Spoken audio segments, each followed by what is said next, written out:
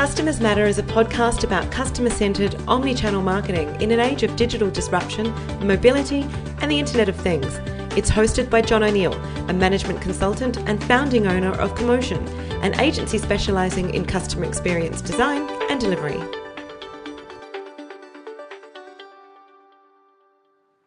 Well, I'm here at Sydney's Maroubra Beach with Luke Madden. Luke's the CEO at just 27 years of age of Surfing New South Wales, the organisation that connects recreational surfing in our state to the World Championship Tour.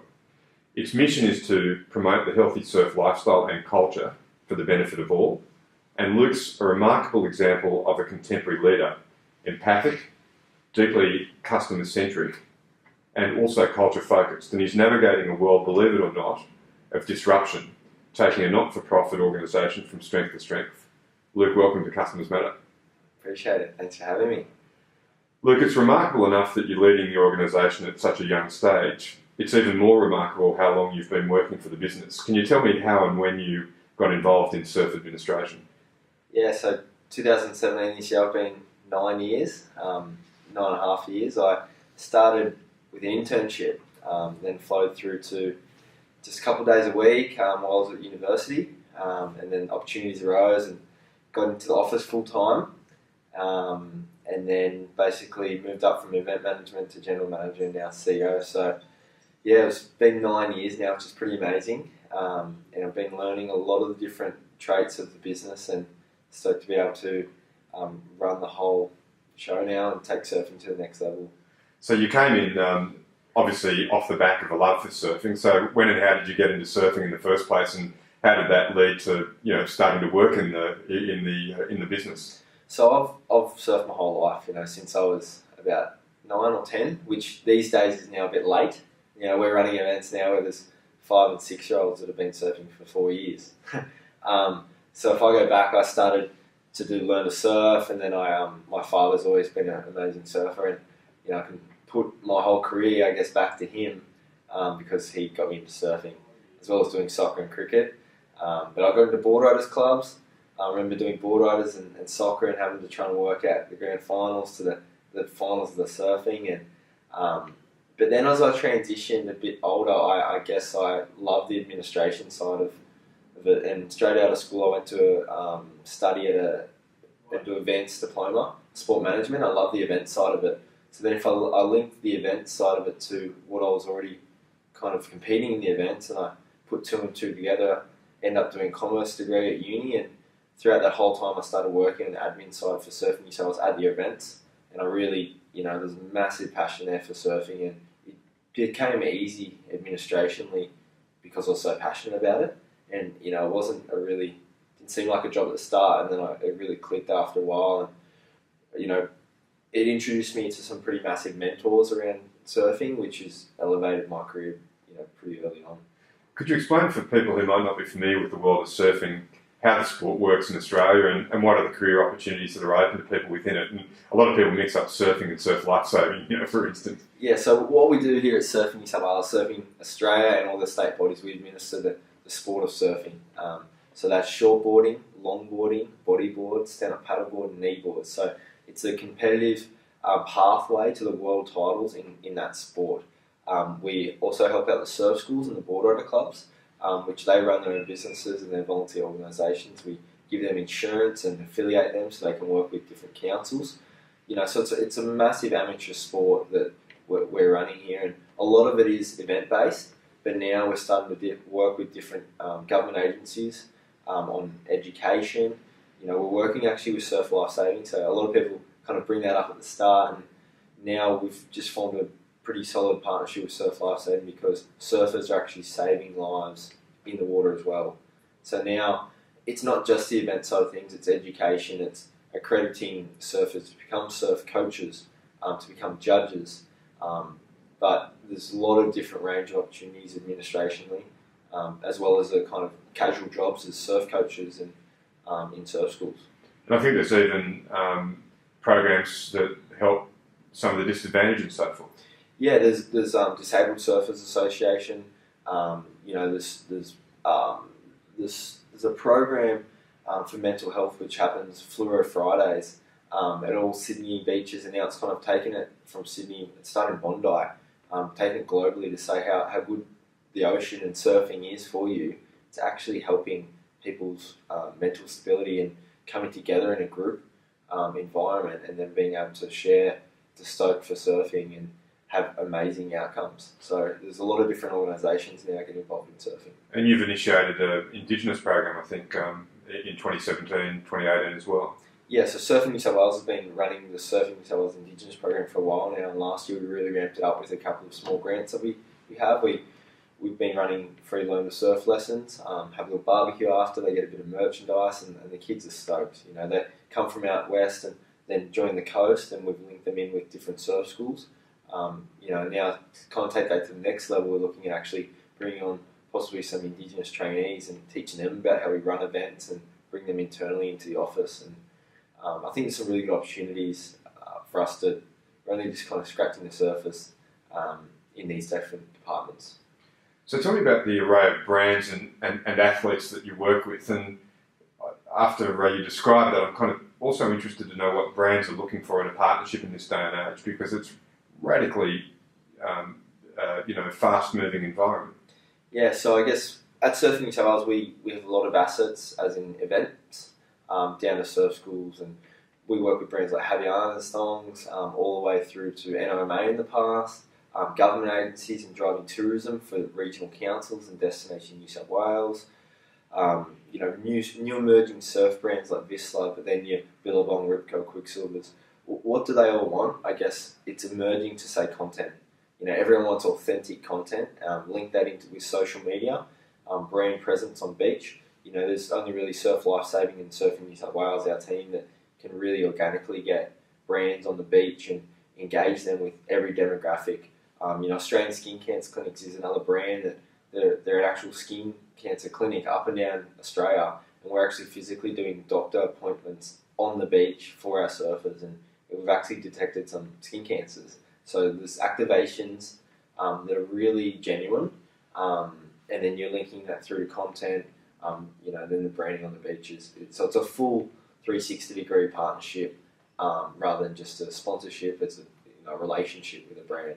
And it's not just a local business these days, is it? It's a global business. Tell me, how have you engaged with the world through Surfing New South Wales, and what's it mean to be part of something that's gotten so big?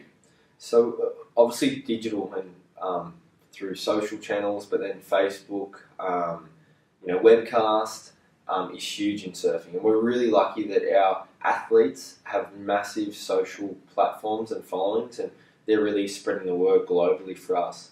From the tourism angle, we're bringing international surfers to Australia and little regional towns which have amazing waves, but then we're broadcasting it to the world. You know, what we're doing, even at a small amateur level with our sport, is putting on the map for anyone to watch it globally, and then therefore obviously the brands love that to digitalise it and get the word out there. So anyone can watch everything from live scores to who's got priority in the heat to replays after, like, at our small, that's where the sport's at. You know, everyone loves the digitalised webcast and watching surfing. And you've just been to North America. What did you do up there? What did you see, and what did it tell you about where things are at? So yeah, obviously our team went over to actually look into wave pools. So the technology of surfing is really exciting. You know, there's a lot of different companies trying to launch wave pools, and we actually flew to LA and then from there to Texas and actually surfed a wave in Texas. So we looked at the technologies, facilities, how they filtrate the water, and work with the American team to kind of get our heads around what could be in Australia, and it's pretty exciting. You know, it's really important though that technology, I guess, has room to move in regards to the future. They don't want to get stuck in the same pattern after they build it for you 20 million. So it's interesting. We've got a lot out of it, but it's exciting for us to run events, nighttime events. It's going to probably engage surfing with your large news stations to be able to broadcast at a particular time, because right now surfing is really hard to justify to large broadcast stations. And I think also you, through Surfing New South Wales, are engaging directly with this big organisation called the World Surf League, and also surfing is on its way to the Olympics. Can you explain what the World Surf League is and what's happening with the Olympic Games as it relates to surfing? Yeah, so our job here in Surfing New South Wales is to manage everything that happens in the state. And World Surf League, they do that on a global scale. So they're the professional body that runs surfing. In New South Wales, we're lucky to have a really close, amazing relationship there where we run their events. So we own some events and then they sanction them for us. But then in some other terms, they run the events and contract us then to run the logistics. So in other parts of the world, it's totally different where they just run everything. So we've built that over many years with the national body Surfing Australia. So they in a sense run the world professional side of it. We run the amateur side, but then we contract them in our state. I guess what we do, we run the regional state Australian titles and they go through the world, which is the ISA games. At the top level, ISA and WSL have come together with the athletes and then the Olympic pathway. They have 120 nations now doing surfing with the ISA, where WSL just have the professional athletes, the top 32 male and top 16 female, and now they've come together, and it's amazing to see that surfing will be in the Olympics, and it's because of that relationship that's going to be in the Olympics. So in 2020 in Tokyo, surfing will be contested for the first time as an Olympic sport. And you've just been up in also in your trip to America to Huntington Beach in California, where the US Open of Surfing was on. Did you connect with the athletes and the brands up there? And what's the mood like? What's the vibe? Yeah, it's pretty exciting. I guess there still needs to be a bit sorted out in regards to the qualification.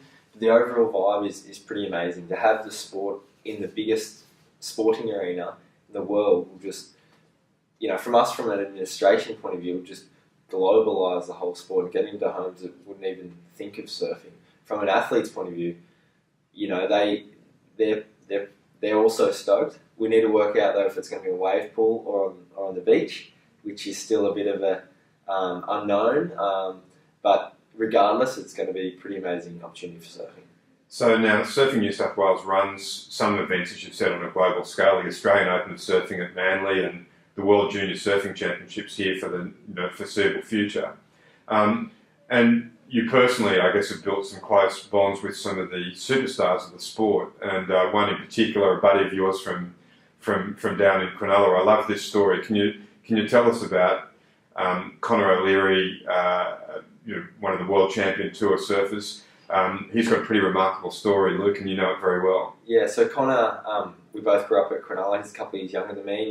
We used to go up to the Grand Fest up at Lennox Head we used to rotate, the fathers used to rotate different years and take us up there, and he was pretty amazing as a child surfer, but there was other kids that were better, but he just kind of kept humble and kept at it and changed a few board shapers around, and all of a sudden skyrocketed. But it was pretty late in his life. So Connor's half Japanese, half Australian. His mother's also an Australian champion. His dad's an amazing surfer. My father actually just went on a boat trip with him the other day.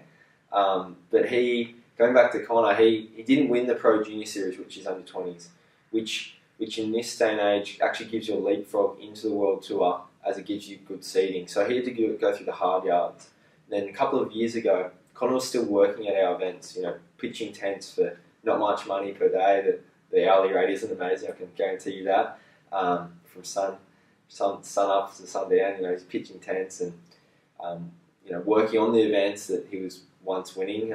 So we kind of got him on our journey, and he really respected that, as well as did his family. He was working as a surf coach in a surf shop, still while he was doing the qualifying series. 2 years ago, he was one spot off making the World Tour. So 10 people go through the World Tour, he was 11th. Didn't get a go at all. So then the next year, which was last year, he just went and won the whole tour. Now this year he's actually on the World Tour, as last year he won the qualifying series, and he's coming 10th in the world right now. And I really think it's because of his humble attitude and his pathway to success has been hard, and he's really had to earn his stripes. And by him not getting on the tour a couple of years ago has really created the best time in his life for getting on the tour. And he's he's just so humble, and it makes sense. And a lot of people would know from years gone by, names like, everyone from Midget Farrelly through to Pete Townend through to, in more recent times, Ockie, Barton Lynch. But there's a crop of incredible surfers in this day and age from the state of New South Wales, Luke, that have come through your pathway. Who are some of the names that people might have heard that are currently competing that have had the benefit of your organisation's support? So Sally Fitzgibbons, Laura Enema, Matt Wilkinson, Mick Fanning even, Connor OLeary, Stu Kennedy, Ethan Ewing from the Queensland border. Like, there's some pretty amazing Wright names. family. Owen Wright, Tyler Wright, Mikey Wright. They used to, as a group, travel up and down in a bus, in a minibus, so they'd save some money on accommodation. Now we're working with them on a couple of events in Carvara. So it's really pretty amazing to see these guys are still in like their local board rider clubs as well. They're still competing for their clubs. So they've still got that grassroots edge to them. Going down there and cooking a barbecue, and so it's really good to see how humble the guys are coming through our system, wanting to give back to the sport, and how many there are. 1, 2 and 3 right now, women rated surfers are from New South Wales. Sally, Tyler and Steph Gilmore. It's pretty amazing. I think most people who know you would immediately see that you're intuitively focused on getting outcomes that benefit not just the organisation of Surfing New South Wales, but also the organisations that you work with. And I'm interested to know, how did that become part of your philosophy? Because in the past, a lot of people thought it was all about dog eat dog. Yeah, I guess I've come through the system. I know the club system. I know the surf school system. I know the sport, and I talk to the parents a lot, and I was in their case.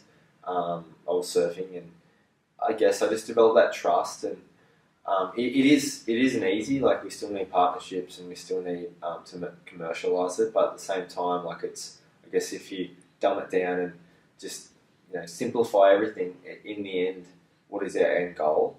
And that's to better the sport of surfing, and with things like the Olympics and wave pools, and you can get kind of really caught up in it all, but in the end it's all about the parents and the kids and what's their pathway, and how do we help them, and how do we help the clubs and the system, the ecosystem, I guess, and simplification of creating great event system and things in our backyard, and pathways and road trips of events. How can we get this event to link in with that event, so then therefore they don't have to travel twice. Simplification of certain things is what our goal in here has been, and it's worked out really well. Historically, business management courses have focused on organisational design, but I think you see culture as every bit important. So what's the culture that you're aiming to build at Surfing New South Wales, and why do you see it as being so important? Yeah, 80% of our staff in here have come through internships, which is pretty amazing, including myself, and we'll continue that kind of rotation of embedding and acknowledging the work experience kind of system and through university. I think that in itself engages the passionate people in the sport, and it's so important for a small organisation like us for everyone to get along and be a family. Essentially, like, we've all helped each other so much. It's so important that everyone is basically a family, and that is culture. Family is culture, and we run events. So with events, it's hard yards, it's long hours, and it's travelling. So that, in a sense, you're on the road, and we've brought that mentality into our office, because a lot of our office staff are on the road. Here, we're lucky enough to be based here on the beach at Maroubra, so everyone can beat the traffic and try and come to work early, go for a surf and beat the traffic, for example. Or how can we all go for a surf during lunch? We're lucky enough to be right on the beach here, and that in itself has built culture, and we need to make sure we utilise our asset out front. And you mentioned before passion. How important is passion for what you do professionally, do you think? Yeah, I guess in any not-for-profit sport, passion is key, because it makes you, one, understand the sport and understand what the surfers want, as well as just put in the hard yards, I guess, and go beyond. Because, in the end, like I said, we're a non-profit organisation, and when you're passionate, I guess that's the way that we're building this to the next level, with our partnerships that are really authentic, right through the events that we're running and why we're running them, because of the sport development side of things. So it's pretty key. Thinking about the world of surfing and the surf lifestyle, what excites you most about where the sport is today, and And what does the future hold, do you think, as you look forward? Yeah, I think from a commercial level, it links in with a lot of non-surf brands now getting involved, and that's going to reach millions more people because of their reach, I guess. That's one thing. I guess where it's at now is that there's a lot of more demand. We're finding kids coming from other sports into surfing, and so we need to make sure it's really structured, and there's a lot of good volunteer base at the bottom, and how can they have good governance, and so there's all of that going on. But then from a global scale, we need to make sure that there is that pinnacle and that pathway in New South Wales, so they're not spending mega dollars travelling over the world. But then how do we facilitate them going overseas at a young age and being able to travel with some coaches? So it's exciting because there's all these stems and different branches that kids are taking, and we're trying to link them even into universities to make sure while they're doing all of this, how can they study at the same time and have a backup strategy. One of the things that you're looking to do is to take the surf lifestyle beyond just the coast. Can you tell me what you're looking at there and what's prompted that? Yeah, so two things. Probably stand-up paddleboarding mainly. So we've identified that we obviously run the sport of stand-up paddleboarding, which is much different to shortboarding and the traditional surfing. That in itself, we actually run the pathway of stand-up paddleboard racing. So that doesn't need waves at all. It's actually on a stand-up paddleboard, a SUP, that you go from A to B, and therefore we can look at lakes out west. We can work with the councils. We can take our stand-up paddleboard community east and take them west, and then build a bigger community out at Western Sydney. There's millions of different councils that would want to work with this. So we can now take the sport of surfing out west and on the coast. And you've opened a surf school at Wet and Wild in Sydney's west as well. Yeah, one of the brands that we work with called me one day and just said, "You got to come and check out this wave. We think it's a good wave." And when I went out there, I said, "We can run a surf school out here." So 18 months later, that's what we did. We got the insurances, we got the staff, and worked with Village Roadshows, who own Wet and Wild Western Sydney, and we created Wet and Wild Sydney Surf School. So we physically ran Indigenous lessons, ladies groups, after school, one-on-one adult lessons, big school groups, you name it. It's a pretty amazing experience for us to press a button, have 3 different settings of an A-frame peak, a flowing ride, like to be able to. It's the start of what could be massive for surfing. I think people can learn from other people regardless of their age and stage in life, and I'm really interested to hear from you what you'd say to anyone in a leadership position, regardless of whether they're a young person taking on the challenge for the first time or they're a seasoned leader. What do you think is the secret to success when you're leading an organisation? I guess it's having a look at the people that you have around you and also the people underneath you, and how can they help you as well. Like, you look at your mentors and how passionate they are to help you take that help, as well as structure it out. How can you best get help for yourself, but then also how people underneath you are looking at your help as well. So how can you structure that and make sure you've got giving them enough time and delegating enough? Obviously from the event management side of things and managing whole big projects now to going up to that next level as CEO, delegation is key. And it's nothing to do with selfishness. It's basically being able to give responsibility to people that need it, and therefore they trust you, as well as just proving to yourself that you can do it, and knowing and having confidence is really key. Luke, thanks for your time today. Okay, appreciate it. Thank you, guys. We hope you enjoyed this edition of Customers Matter. We encourage you to subscribe and, if you like it, rate and review it. Head over to commotion.com/podcast. That's KOMOSION.com/podcast.